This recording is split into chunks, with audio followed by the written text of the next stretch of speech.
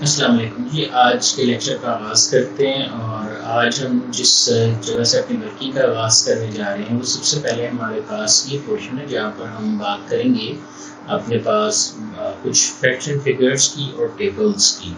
तो लेकिन उससे पहले मैंने इस डाटा के शीट पे आ गई जहाँ पर आपको नज़र आ रहा है कि आप देख सकते हैं कि हम यहाँ पर मैंने वेबसाइट भी ओपन कर ली है जिसका नाम कोविड है और कोविड-19 की वेबसाइट आप इस वक्त स्क्रीन पर देख भी सकते हैं।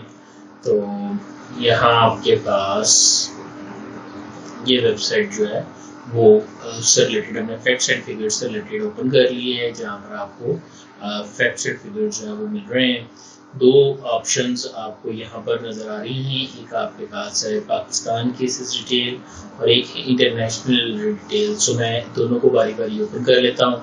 कंट्रोल क्लिक करके मैंने ये दोनों जो हैं यहाँ पर अपने प्लेटफॉर्म के ऊपर ये दोनों प्लेटफॉर्म जो है ये ओपन कर लिए, दोनों वेब पोर्टल के जो लिंक्स हैं उनको ओपन कर लिया है ताकि हम यहाँ देख सकें कि हमारे पास क्या है। तो ये हमारे पास रिलेटेड टू वर्ड है, तो मैं इसी हिस्से को कॉपी करता हूँ यहाँ से और इसको मैं नीचे तक कॉपी कर लेता हूँ। आप डायरेक्ट से इस फाइल में भी लेके जा सकते हैं, लेकिन अभी आज क्योंकि हमने चार्ट पढ़ने हैं तो उसके लिए हमें डाटा चाहिए। तो मैंने यहाँ पर ये तमाम एरिया को सिलेक्ट कर लिया। जिस तरह से आपने इस तमाम एरिया को सिलेक्ट कर लिया,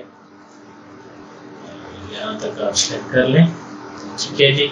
इसके बाद आपने इसको कॉपी कर लेना है, कॉपी कर लिया और अब हम इसको पेस्ट कर रहे हैं पावर पॉइंट के अंदर। तो यहाँ पर मैंने चार्ट्स पे क्लिक किया क्योंकि आज मैं इसको ग्राफिकल रिप्रेजेंटेशंस में शो करना चाहता हूँ। तो मैंने यहाँ इंसर्ट चार्ट पे क्लिक किया। आपके पास यहाँ पर मुख्तलिफ चार्ट्स आ रहे हैं। अगर आपको आज से एक्सेल का आइडिया है तो आपको इस स्क्रीन का पता होगा, लेकिन अभी फ़िलहाल हमें ऐसा कुछ भी नहीं आइडिया। तो मैं जस्ट एक कोई भी सिंपल चार्ट जो है उसको सिलेक्ट करता हूँ और ओके का बटन प्रेस करता हूँ तो आपके पास ये चार्ट जो है ये बन जाएगा। लेकिन जैसे आपके पास ये चार्ट के ऑप्शन ओपन होगी, इसके साथ ही आपके पास एक एक्सेल की एक शीट भी ओपन हो जाएगी जिस पे लिखा होगा चार्ट्स इन पावर पॉइंट और समथिंग लाइक दिस। तो ये आपने इसको थोड़ा सा बड़ा कर लेना है और अपने इस डाटे को यहाँ से क्लिक करना है, थोड़ा सा सिलेक्ट कर लीजिए और कंट्रोल वी कर दें।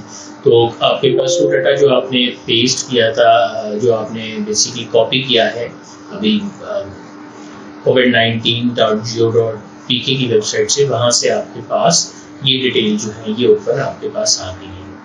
अब यहाँ पर हमने देखा कि हमारे पास यूएसए टोटल केसेस, थोड़ा सा एडजस्ट कर लेते हैं, ऑटो फिट कर रहा हूँ मैं, चलिए मैक्सिमाइज कर लेता हूँ, थोड़ा साइज बड़ा कर लेता हूँ। तो यहाँ पर देखिए टोटल केसेस, टुडेज केसेस, तो मैं ये चीज़ नहीं शो करना चाहता तो मैंने इसको डिलीट कर देता हूँ। ये मैंने डिलीट कर दिया जी। डेथ्स आ गई हैं, टुडेज डेथ्स, सो ये भी मैं यहाँ से रिमूव कर रहा हूँ तो मैं इसको भी डिलीट कर देता हूँ। तो रिकवर्ड और आपने यहाँ पे कह दिया कि उसका क्रिटिकल जिनकी सिचुएशन है, तो फिलहाल हम भी ये भी डिलीट कर रहे हैं।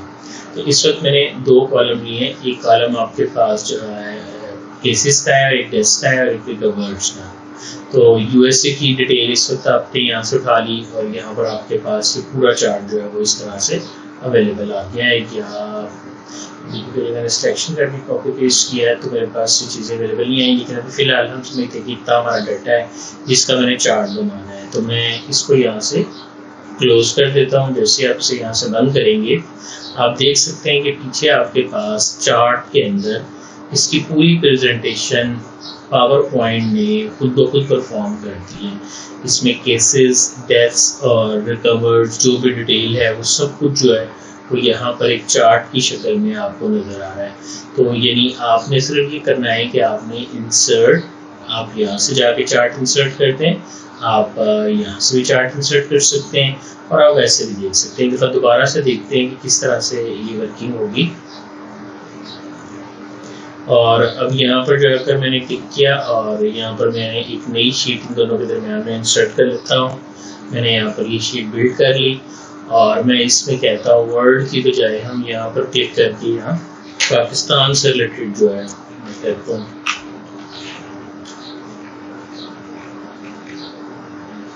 पाकिस्तान रिपोर्ट, ठीक है जी। अब इस तरह डाटा पर डबल क्लिक करता हूँ चार्ट आपके पास उसकी फिलिंग ऑप्शन के साथ आ गया। मुझे डाटा सेलेक्ट करना है तो मैंने सेलेक्ट डाटा पे क्लिक कर दिया।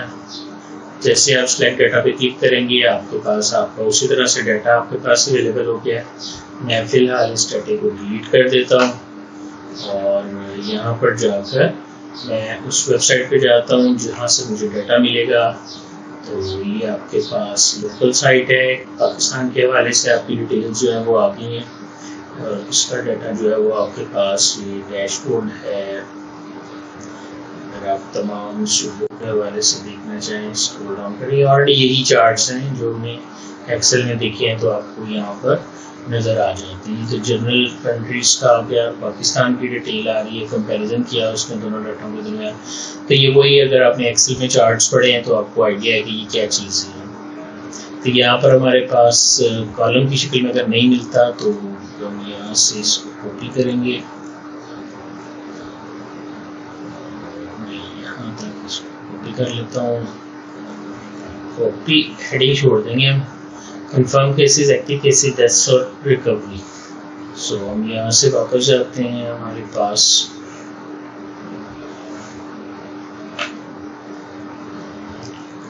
एक लाइन छोड़ के आप इसको पेस्ट कर दें।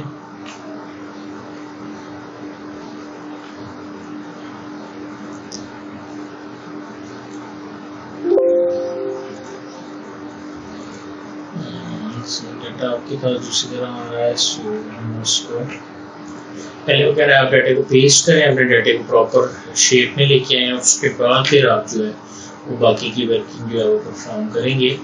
सो यहाँ पर आपके पास डिटेल कुछ इस तरह से है।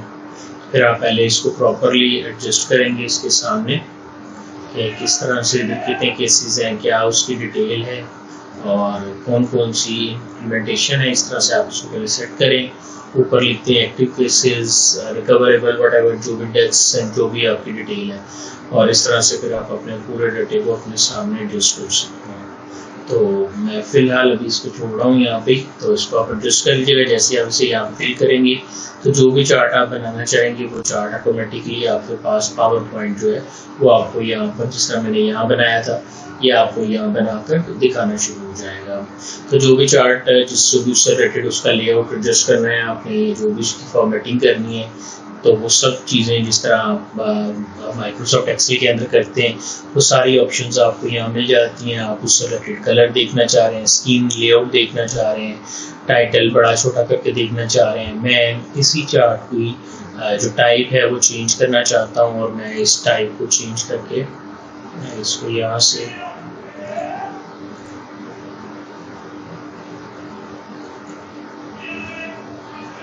अगर आपको आवाज़ नहीं आ रही है तो आपकी तरफ प्रॉब्लम है, आवाज़ हमारी तरफ से कोई प्रॉब्लम नहीं है। नेक्स्ट आपके पास जो है वो अवेलेबिलिटी जो है उस पर मैं यहाँ पे क्लिक किया, चेंज चार्ट टाइप। आप यहाँ से चार्ट की टाइप बदल सकते हैं। मैंने इसको लाइन चार्ट पे कन्वर्ट कर दिया। आप लाइन चार्ट में इसको देख सकते हैं। पाई चार्ट पे कन्वर्ट करना चाहते हैं आप पाई चार्ट में, इसको फिलहाल कॉलम चार्ट में और स्टैक्ड कॉलम की शक्ल में देखता हूँ तो ताकि कंप्लीट स्टैक कॉलम में तो नहीं देख सकते, यही हम देखेंगे इसको इसी शेप में, क्योंकि सारा जो डाटा है वो अलग से अलग नोयत है। अब अगर मैं इसको थोड़ा सा प्योरीफाई करता हूँ, यहाँ डाटा पे क्लिक करता हूँ और क्लिक करने के बाद जो है वो यहाँ पर जाकर सिलेक्ट डाटा पे क्लिक करता हूँ और मैं यहाँ से एक कॉलम लेता हूँ रिकवर्ड केसेस डेस्क। हम डेस्क को फिलहाल यहाँ से रिमूव कर देते हैं, तो डिलीट कर दिया मैंने यहाँ से, और यहाँ से मैं रिकवर केसेस इसको भी डिलीट कर देता हूँ। अब आपके पास एक सादा चार्ट आ गया, ताकि थोड़े एरिया में आपको यहाँ पर नज़र आएगा या इसे आप थोड़े एरिया में देख सकते हैं। इसको मैं क्लोज कर देता हूँ। अब आप देखेंगे आपके पास चार्ट की लुक है बिल्कुल एक्सेल की तरह। आपने अपने चार्ट की टाइप जो भी डिफाइन करनी है वो डिफाइन कर सकते हैं। इसको आप दूसरी कंट्रीज के साथ एक लाइन की शक्ल में देखना चाहते हैं, क्योंकि यूएस का जो रेट आ रहा है वो बहुत ज़्यादा आ रहा है। दैट्स वाई आप देख सकते हैं कि बाकी से इसकी काफ़ी ज़्यादा जो है वो वेरिएबिलिटी जो है वो नज़र आ रही है। तीन चार्ट टाइप आप इसे पाई चार्ट में देखना चाहते हैं तो यूएसए का हिस्सा कितना है, बाकी कंट्रीज का हिस्सा कितना है, वो आप यहाँ पे देख सकते हैं। अगर मैं यहीं पे चेंज टाइप क्लिक करता हूँ, बार पे क्लिक करता हूँ, ओके पे क्लिक करूँगा, तो तो यहाँ भी आप बार की शक्ल में देख सकते हैं कि आपके पास जो रिक्वायर्ड केसेस हैं वो किस तरह से वर्कआउट कर रहे हैं। हेडिंग भी देने की ज़रूरत नहीं है क्योंकि आपके पास ऑलरेडी ऐसा यहाँ पे आ गया। एक चेन चार्ट टाइप है, एक्सिस एरिया चार्ट है, एरिया सरफेस की तरह शो होता है, स्कैटर डायग्राम फैलाव को शो करता है। मैप, अगर आप इसे एक मैप की शक्ल में देखना चाहते हैं, जिस तरह आप पीछे देख सकते थे पाकिस्तान का मैप था। देन स्टॉक चार्ट है, स्टॉक को शो करता है। सरफेस रडार चार्ट, ऑब्वियसली आपके तमाम चार्ट जो भी आप जिस तरह से भी बनाना चाहें वो उस तरह से आप यहाँ से सिर्फ चार्ट को सिलेक्ट करते जाएं। जो नई चीज़ है वो इसमें फनल चार्ट है, 2019 में अवेलेबल है। आप देख सकते हैं कि ऊपर आपके पास पहले बार चार्ट में आपको साइड पे नज़र आ रहा था, फनल में एक सेंटर में नज़र आ रहा है और वो कंपैरिजन दिखा रहा है कि यूएसए से Italy, France, Russia, Brazil and then so on. अगर मैं नीचे की तरफ मूव करता हूँ तो जो कंट्रीज़ हैं उनके दरमियान फनल चार्ट की मदद से उसने यहाँ पर इसकी लुक जो है वो डिफाइन की है। मैं चार्ट की डिटेल लुक में नहीं जा रहा। अगर आप इसके डिटेल लेक्चर देखना चाहते हैं तो एक्सेल की अंदर जो आपने चार्ट्स पढ़े थे सेम उसी हवाले से आपकी जो वर्किंग है वो परफॉर्म हो जाती है। मैं उम्मीद करता हूँ कि वहाँ से आप इसे रिकवर करके देख सकते हैं। तमाम ऑप्शंस आपको सेम मिलेगी, कोई इसमें नई चीज़ नहीं है। Data in Excel, edit, select data, chart type, format अगर आप देखते हैं तो each and everything will be same just like in Excel. तो मैं आपको वो लिंक भी नीचे सेंड कर दूंगा जहाँ से आप इसके बारे में डिटेल में देख सकते हैं। ओके जी, अब ज़रा थोड़ा सा एक दफ़ा गो थ्रू कर लेते हैं कि ये था हमारे पास चार्ट वाला पोर्शन जो यहाँ पर कंप्लीट हो जाता है। अब बात करते हैं कि हमने क्या रह गया और क्या हो गया। तो हमने इंसर्ट में देखा, तो होम इंसर्ट पे क्लिक करते हैं, कोई ऐसी चीज़ जो रह गई हो हमारे पास, तो तकरीबन हमने यहाँ से तमाम चीज़ें पढ़ ली हैं। अगर आपको सिंबल इंसर्ट करना चाहते हैं तो उसमें क्वेश्चन सिंबल के नाम से मिलती है। मैं अगर यहाँ पर एक न्यू स्लाइड ले लेता हूँ, न्यू स्लाइड के बाद मैंने यहाँ जाके क्लिक कर दिया। मैं यहाँ पर सिंबल को ऐड करना चाहता हूँ या कोई क्वेश्चन सिंबल, तो आप पूरी क्वेश्चन इस तरह से ऐड कर सकते हैं। और अगर आप ये चाह रहे हैं कि आपके पास आपको ये नहीं वर्कआउट करना तो आप यहाँ से इसको रिमूव करें और यहाँ जाकर आप जस्ट क्लिक करें तो आपके पास इंसर्ट सिंबल्स और मुख्तलिफ सिंबल्स आ जाते हैं। इंसर्ट न्यू इक्वेशन, आप यहाँ से इंसर्ट न्यू इक्वेशन करें। अब जो भी इक्वेशन आप बनाना चाहते हैं, कोई भी आप इक्वेशन की वर्किंग करना चाह रहे हैं, कोई भी brackets, limit, log, physics, chemistry, bio से रिलेटेड कोई भी अगर आप स्पेसिफिक सिंबल जो है वो यूज़ करना चाहते हैं तो वो यहाँ पे आप इस मेरिट में लिख सकते हैं। तो ये आपके पास इस तरह से आपको अवेलेबल नज़र आते हैं। तो ये भी आप यहाँ पे देख सकते हैं। इंसर्ट के अंदर आपको ये तमाम ऑप्शंस जो हैं वो मिलती हैं और उम्मीद करते हैं कि बाकी हमें तमाम जो है वो देखनी हुई है। टेबल के ऑप्शन ज़रा एक दफ़ा देख लेते हैं। टेबल पे क्लिक किया, जितने आपने टेबल बनाने हैं वो अपने यहाँ डिफाइन कर दिया। और जस्ट लाइक MS वर्ड, जिस तरह वर्ड में टेबल की कमांड है, बिल्कुल उसी तरह से आपके पास यहाँ पर सारी सेटिंग्स जो हैं वो अवेलेबल हैं। ये भी अगर आप कहेंगे तो मैं आपको वर्ड से जो लिंक है वो नीचे सेंड कर दूंगा, तो टेबल के हवाले से भी आप यहाँ पे देख सकते हैं। जी, मौजूद क्वेश्चन पूछना चाह रहे हैं तो पूछिएगा। जी, मौजूद क्वेश्चन पूछिए। जी, मुझे आवाज़ आ रही है, बोलो। टेबल की बिल्कुल आपके पास उसी तरह से वर्कआउट करता है जिस तरह आपके पास दूसरी वर्किंग है। आपने यहाँ राइट क्लिक करना है, आपके पास ऑप्शंस आ जाती हैं। आपने इसमें कोई भी वर्किंग जो है वो अगर ऐड करवानी है या डिलीट करवानी है तो आपने यहाँ पर बिल्कुल उसी वर्कआउट पे चलना है जिस तरह से आप पहले वर्किंग करते रहे हैं। आपने यहाँ पे क्लिक किया, आपके पास यहाँ पर ये डाटा मोस्ट पॉसिबली कंसिडर किया जाता है कि आपके पास वही वर्किंग है जो आपके पास बिल्कुल पहले की तरह है। तो देखिए, डिज़ाइन पे क्लिक करें, आपके पास उसकी सारी सेटिंग्स आ जाती हैं। लेआउट पे क्लिक करें, इसकी वर्किंग है। आपने इसके अंदर नया कॉलम करना है, जिस जगह पे करना है वहाँ पे कर्सर रखना है। इंसर्ट लेफ्ट पे क्लिक करना है। आपने इंसर्ट लेफ्ट किया, अगर आप इंसर्ट लेफ्ट करते जाएंगे तो आपके पास कॉलम इंसर्ट होते जाएंगे। अगर आपने इसके इस कर्सर के राइट साइड पे करना है, इंसर्ट राइट कर दें।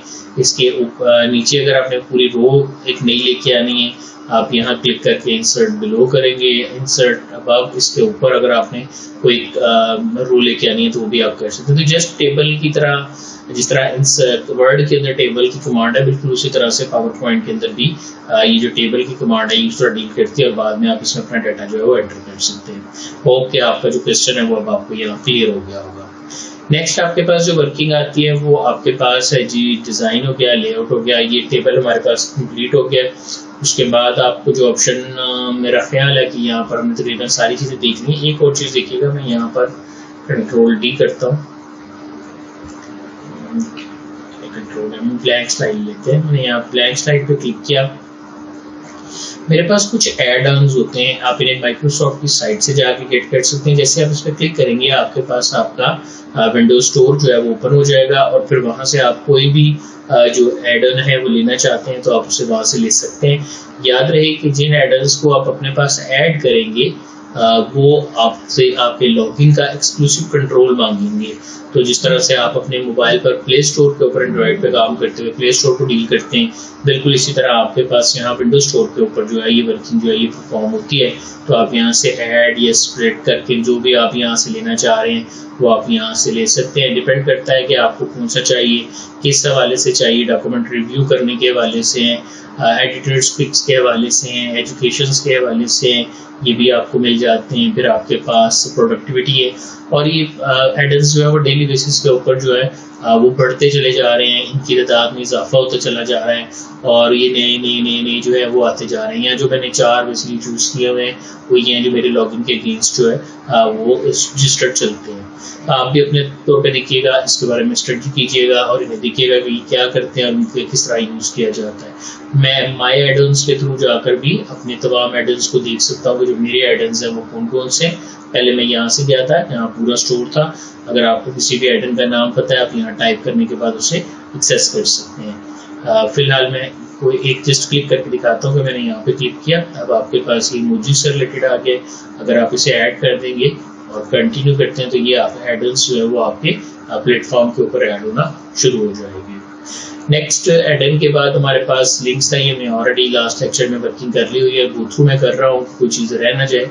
फिर डिज़ाइन हमने कम्प्लीटली पढ़ लिया था, ट्रांजेक्शन भी हमने कम्प्लीटली पढ़ लिया था, एनिमेशन भी हमने कम्प्लीटली पढ़ लिया था, स्लाइड शो की भी हमने बात कर ली थी, रिव्यू की भी हमने डिटेल में बात कर ली थी और व्यू के ऊपर आ जाते हैं।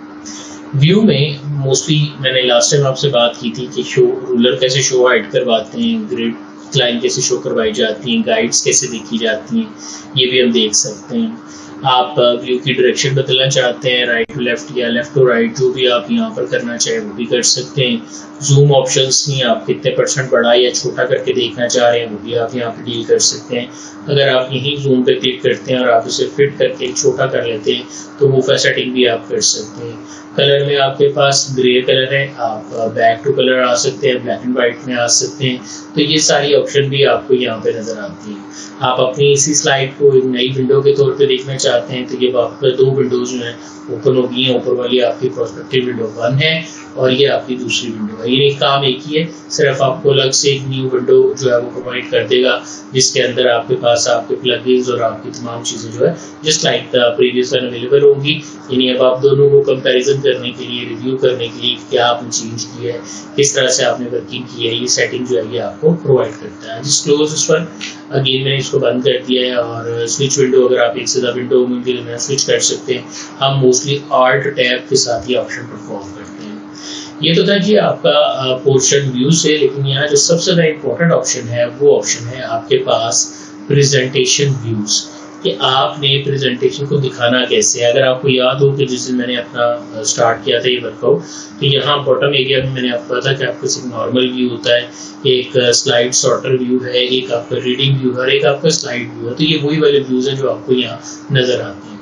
फिलहाल मैं यहाँ सर मैं नॉर्मल व्यू किया, आउटलाइन व्यू करूँगा तो आपकी आउटलाइन यानी जो आपकी स्लाइड का डाटा होगा वो डिटेल के अंदर आपके पास यहाँ पर इस तरह से आना शुरू हो जाएगा और आप उसके बारे में जो भी डिटेल देखना चाहें या जो भी आप उस पर वर्किंग करना चाहें वो देख सकते हैं। उसके बाद अगर आप अपने पेजेस को सॉर्ट करके देखना चाह रहे हैं, जैसे हमने सेक्शन बना लिए थे लास्ट टाइम, तो ये आपको सेक्शन वाइज सॉर्टर करके जो है वो आपको दिखा रहा है और जैसे आप इसका जूम सेट करते हैं उसके मुताबिक आपको डाटा जो है वो दिखाना शुरू कर देता है। नोट्स पेज, किसी भी अगर आपने पेज को सिलेक्ट किया है, नोट्स पेज पे आप क्लिक करेंगे तो आपके पास उसकी डिटेल नोट्स जो है वो आ जाएंगी। ये नोट्स एरिया आपका वही एरिया है जब हम किसी भी स्लाइड को क्लिक करने के बाद नीचे यहाँ क्लिक टू ऐड नोट्स के ऊपर क्लिक करते थे तो आपके पास डिफरेंट नोट्स किसी भी स्लाइड के मुताबिक जो है वो लिखे जा सकते थे या आप उसके ऊपर वर्किंग जो है वो परफॉर्म कर सकते थे। नेक्स्ट आपके पास नोट्स पेज के बाद आपका रीडिंग पेज आता है। रीडिंग व्यू में आपका डॉक्यूमेंट आपको इस तरह नजर आएगा जैसे आप इसके ऊपर रीडिंग कर रहे हैं, एक बुक की तरह, जैसे आप इसको रीड मोड में ओपन कर लेते हैं, वही सेटिंग आपको यहाँ नजर आती है। पर अभी मुझे थोड़ी सी चेंज करनी है। चेंज ये करनी है कि अगर मैं गौर से देखूँ तो मेरे पास बेसिकली 3 मेन व्यूज हैं। एक व्यू ये नॉर्मल व्यू है जिसके अंदर मैं अभी काम कर रहा हूँ, जिसके अंदर हमने मोस्टली स्लाइड बनाई थी। और आपको अगर याद हो तो आप जब भी इसके ऊपर क्लिक करते हैं तो स्लाइड में यहाँ पर आपको ये बेसिकली व्यू जो है वो नज़र आ रहा है, जिसके अंदर आपकी ये डिफरेंट कॉम्बिनेशंस जो है वो आपको अवेलेबल नज़र आते हैं, ये जिसके अंदर आप डिज़ाइन चेंज करते हैं। आज हम अपने इस लेआउट को भी चेंज करके देखने लगे। कैसे चेंज करेंगे? मैंने अपनी स्लाइड डिफाइन करनी है कौन सी, और फिर उसके बाद आपने व्यू में जाना है। यहाँ पर आपको नज़र आता है स्लाइड मास्टर। आपने स्लाइड मास्टर पे क्लिक कर देना है। जैसे आप स्लाइड मास्टर पे क्लिक करेंगे आप देख सकते हैं कि आपकी स्लाइड जो है वो अपने मास्टर लेआउट में किस तरह की नज़र आ रही है, तो ये हमारे पास ऑटोमेटिकली ओपन होके नज़र आ रहा है। मैं करता ये हूँ कि यहाँ पर जाकर मैं थोड़ी सी चेंज करता हूँ। स्लाइड मास्टर मैंने ओपन किया हुआ है। आप इंसर्ट स्लाइड मास्टर, लेआउट, इसका लेआउट देखते हैं कौन कौन से लेआउट है। इसकी लेआउट की मेन लुक आ गई है। इस तरह से ये वही जो लुक आप देखते थे वहाँ पे डिफरेंट लेआउट थे कि आपका सर टाइटल आ रहा था, नीचे हेडिंग आ रही थी, आपकी डिटेल आ रही थी। जो हमारे थीम के अंदर एक लुक थी वो मेरे पास यहाँ पर आ गई है। तो मैं इसमें से ये वाली लुक डिफाइन करता हूँ और इस लुक के ऊपर मैं जस्ट जाकर क्या करता हूँ, मैं इंसर्ट पे क्लिक करता हूँ और यहाँ पर टेक्स्ट में मैं एक टेक्स्ट बॉक्स टाइप कर लेता हूँ। मैं इस टेक्स्ट बॉक्स पे लिख देता हूँ अरेंज बाय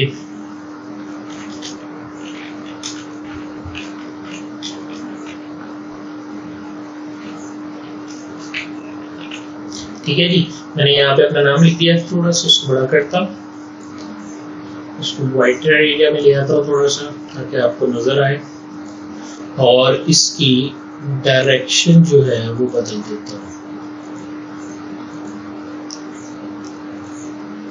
थोड़ा सा इसको इसकी इस साइड पे ले जाए और अब मैं इसको पिक करके यहाँ से इस साइड पे आता हूँ। ठीक है, साइज अगर आपने इसका बड़ा करना है आप बड़ा कर सकते हैं।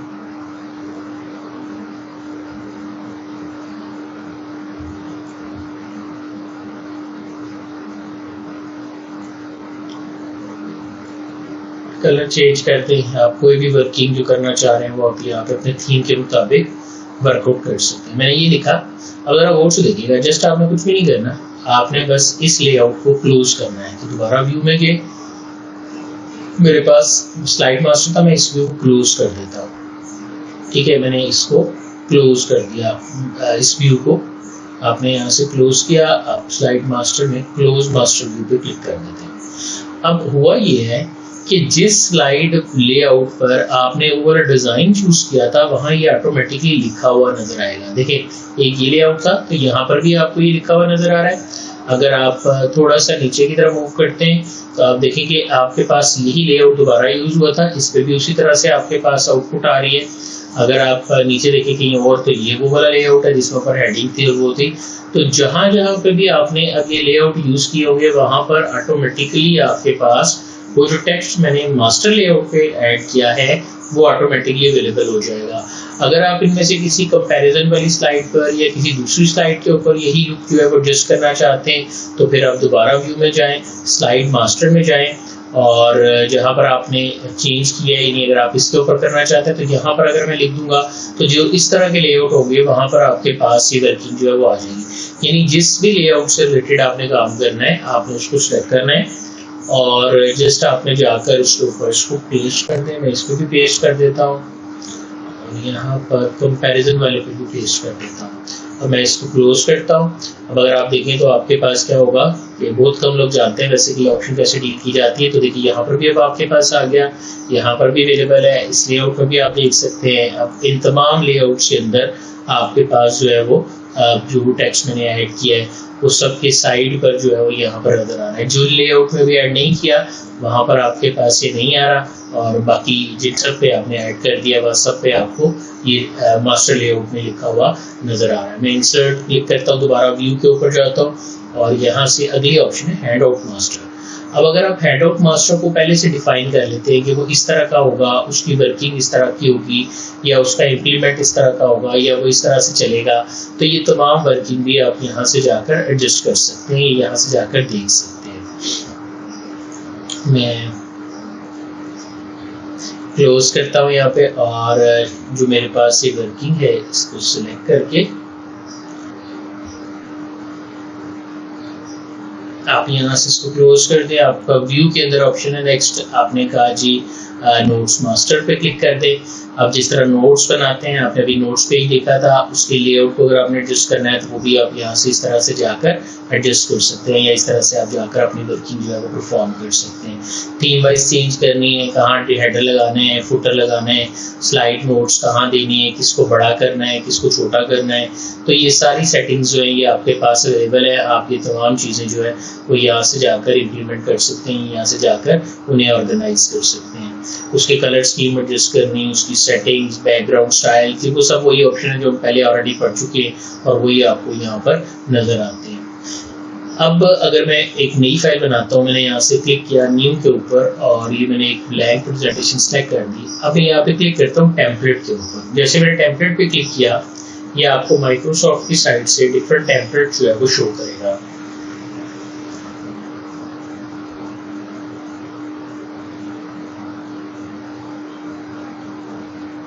आप देख सकते हैं कि आपके पास डिफरेंट टेम्पलेट जो है वो अवेलेबल आ गए हैं। तो आपने जो भी यहाँ से वर्किंग परफॉर्म करनी है वो आप यहाँ से जाकर डील कर सकते हैं, यहाँ से जाके आप उसका वर्कआउट जो है वो देख सकते हैं। ये वही ऑप्शन है, अगर आप न्यू पे क्लिक करते हैं तो आप वहीं से पहले वाले जो टेम्पलेट्स हैं वो वहाँ से भी व्यू कर सकते थे, उनके हवाले से भी आप देख सकते हैं। लॉगिन करने के बाद आप जिस तरह पहले कंट्रोल एन करके आप अपनी वर्किंग करते थे, वो भी यहाँ से जाकर परफॉर्म कर सकते हैं। तो यहाँ तक क्लियर है जी सबको? अब मोस्टली अभी हमने जो यहाँ देखा है वो ये देखा कि पावर पॉइंट में जो हमारी ऑप्शंस रह गई थी व्यू के हवाले से या इसकी सेटिंग्स के हवाले से, वो भी हमने परफॉर्म कर दिए। अगर हेल्प पे जाएं तो फीडबैक के हवाले से वर्किंग है। लेकिन यहाँ पर एक बड़ी मेन ऑप्शन मैंने आपको पहले भी बताई थी, रिसेंटली यूज़ के ऑफिस 2013 के बाद, 13 से बेसिकली ये ऑप्शन आपको मिलती है। आप यहाँ से जाके कोई भी ऑप्शन जो है वो रिसेंटली यूज ऑप्शन से सर्च आउट कर सकते हैं। नेक्स्ट थोड़ी सी ऑप्शन और देख लेते हैं। यहाँ पे एक ऑप्शन है, क्लिक किया मैंने यहाँ से और मोर कमांड्स पे मैं चला गया। आप यहाँ से भी आ सकते हैं, फाइल में ऑप्शंस में जाकर आप वहाँ से भी पावर पॉइंट ऑप्शंस ओपन करके ये देख सकते हैं। तो यहाँ आपको डिफरेंट ऑप्शंस जो हैं वो नज़र आती हैं। उसमें कमांड्स हैं, मैक्रोज हैं, और ऑल कमांड्स पे क्लिक करें तो आपके पास ये बहुत सी कमांड्स आ जाती हैं। आप इन्हें यहाँ पे देख सकते हैं। अगर आप ये चाहते हैं कि आप अपना रिबन खुद से कस्टमाइज करना चाह रहे हैं तो कस्टमाइज रिबन पे क्लिक करें। कौन कौन सी ऑप्शंस आप देखना चाहते हैं, कौन सी नहीं देखना चाहते।